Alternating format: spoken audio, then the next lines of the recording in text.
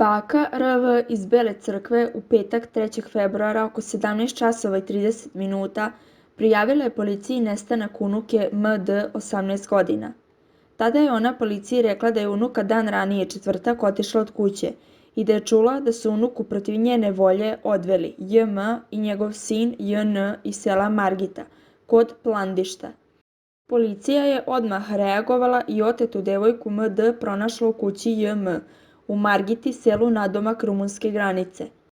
Nesrećna devojka je rekla da su je 2. februara protiv njene volje odveli otac i sin, J.M.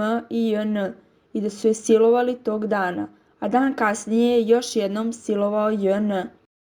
Njima se na teret stavlja da su počinili krivično delo silovanje. Naime, kako saznajemo, oni su došli u kuću devojke i njenim roditeljima platili za nju radi udaje. Međutim, ona nije želela taj brak i oni su nju na silu odveli kod sebe kući, rekao je izvor. Komšije uhapšenih rekli su šta su oni čuli da se desilo. Osumnjičeni otac je po starim običajima za sina kupio nevestu i navodno je platio 600 evra, njenim roditeljima za nju. Međutim, nevestu nije želeo samo za sina, već i za sebe, rekle su komšije.